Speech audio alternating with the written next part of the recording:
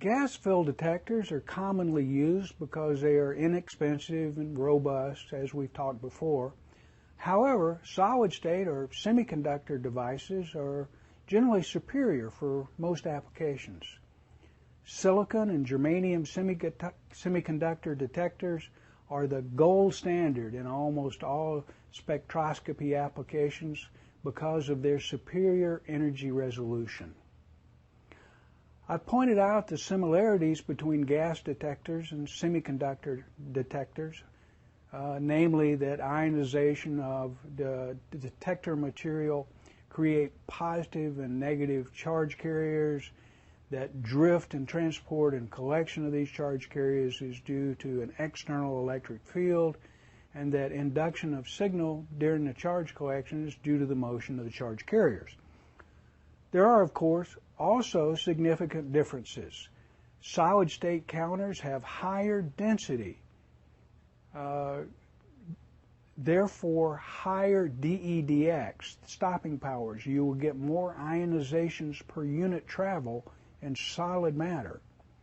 That in turn increases the chance of gamma interactions and the collection of all the charged particles that it makes. It takes much less energy to generate a pair of charge carriers in solid-state detectors than in either gas or scintillator detectors, and this leads to excellent energy resolution. Because the number of charge carriers is more or less a Poisson distribution, the variance of the pulse will go as the square root of the number of carriers. Semiconductors create at least 10 times more carriers than do gas or scintillators for the same deposited energy.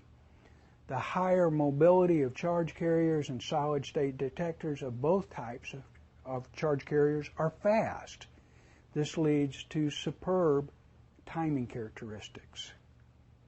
Common semiconducting materials used for radiation detectors include high-purity germanium, also known as HPGE, which is probably the most common nowadays.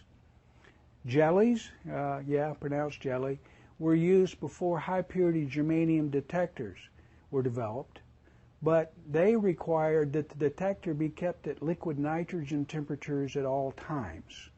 Sillies, this is pronounced silly, are based on silicon as the semiconductor and are widely used for X-ray work. Cad telluride, Cad zinc telluride, and mercuric iodide detectors are also available, but still in a developmental stage. For those interested in detector material development, these are still exciting to work with because there are new discoveries every year or two. We saw that silly detectors use silicon, and there are half a dozen other specialty detectors that use silicon instead of germanium. Knowing all that we do about silicon from making computer chips, why isn't silicon more commonly used than germanium? There are several reasons. Germanium has a smaller gap than silicon, 0.7 eV versus 1.1 eV for silicon. So, more charge carriers are made per unit of deposited energy.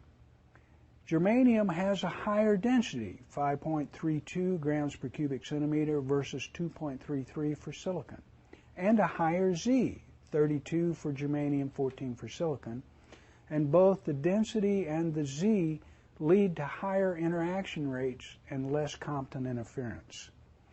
Germanium can be made with lower impurities, about 10 to the 9th impurities per cubic centimeter for germanium versus 10 to the 12th for silicon.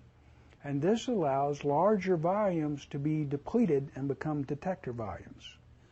One reason that silicon has more impurities is that it has a higher melting temperature than germanium, 1414 degrees C for silicon versus 938 for germanium. So zone refining techniques do not work as well for silicon because the impurities are not more soluble than the silicon coming down in the melt.